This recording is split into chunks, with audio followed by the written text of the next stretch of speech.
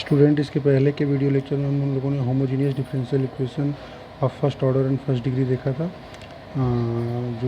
और आज के इस वीडियो लेक्चर में हम लोग लीनियर फॉर्म देखेंगे फर्स्ट ऑर्डर फर्स्ट डिग्री के डिफरेंशियल इक्वेशन का। तो लीनियर फॉर्म जो होता है वो dy by d x plus P some function of x y equal to Q x के फॉर्म का होता है। यहाँ डिपेंडेंट वेरिएबल y है, तो y डिपेंडेंट वेरिएबल और उसका derivative dy by d x हम लोग लिखते हैं। और जो डिपेंडेंट वेरिएबल का डेरिवेटिव और डिपेंडेंट वेरिएबल के साथ जो फंक्शन ऑफ x होता है, या यहाँ पर कोई कांस्टेंट होगा या कोई फंक्शन ऑफ x होगा, तो ये q और इक्वल टू क्यू एक्स इस फॉर्म में है। और यहाँ पे dy बाई डी एक्स का जो कोफिशिएंट है वो 1 होगा।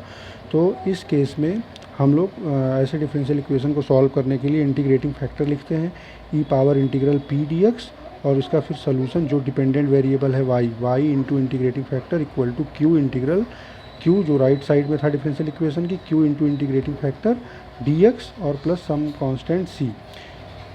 तो ये डिफरेंशियल इक्वेशन में जो खास बात थी वो ये थी, जो आपको समझ के रखना है कि dependent variable dy by dx में y था। ये डेरिवेटिव को ही देख के हम लोग डिपेंडेंट वेरिएबल डिसाइड करते हैं। जिसके रेस्पेक्ट में डिफरेंशिएशन होता है वो इंडिपेंडेंट वेरिएबल होता है, और जिसका डिफरेंशिएशन होता है वो डिपेंडेंट वेरिएबल होता है।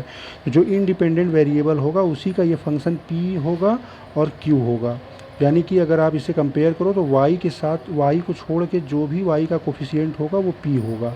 तो आप ये बात अच्छे से क्लियर करके रखोगे कि यहाँ या तो फंक्शन ऑफ x होगा या तो कांस्टेंट होगा p और q की जगह, दोनों में से कुछ भी हो सकता है। तो आप इस केस में integral p d x find कर लोगे, e power integral p d x, और इस तरह से सोल्यूशन लिख लोगे।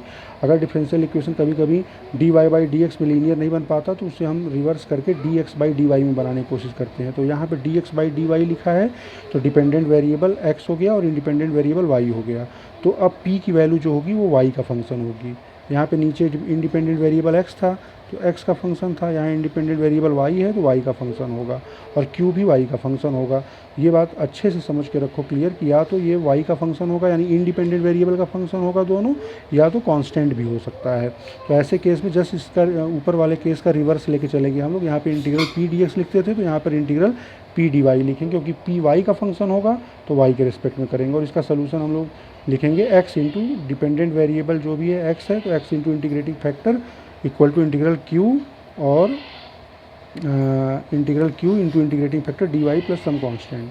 तो इसका एक एग्जांपल देखें। जैसे हमें क्वेश्चन है कि solve 1 plus x square d y by d x plus 2xy equal to 4x square. तो यहाँ पे पहले ये क्लियर है होना चाहिए हम लोगों को कि डिपेंडेंट वेरिएबल y है और इंडिपेंडेंट वेरिएबल x है, क्योंकि y का डिफरेंशिएशन किया जा रहा है। अब dy बाई डी एक्स के साथ जो है वो 1 होना चाहिए। तो यहाँ पर 1 बनाने के लिए पूरे इक्वेशन को, पूरे डिफरेंशियल इक्वेशन को 1 प्लस एक्स स्क्वायर से डिवाइड कर दें तो यहाँ पे 1 बन जाएगा।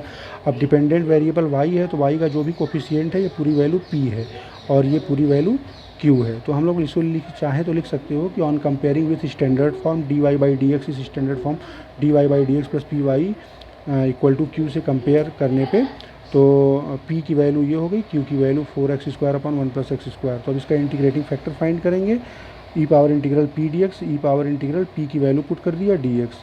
अब नीचे वाले का डिफरेंशिएशन करने पर ऊपर वाला जाएगा, इसका डिफरेंशिएशन करोगे तो 1 का 0 हो जाएगा, एक्स स्क्वायर का 2x। तो ऐसे केस का इंटीग्रेशन हम नीचे वाले में लॉग लगा के लिख देते हैं। तो यहाँ पर e power log 1 plus x square और e power log of something equal to something होता है।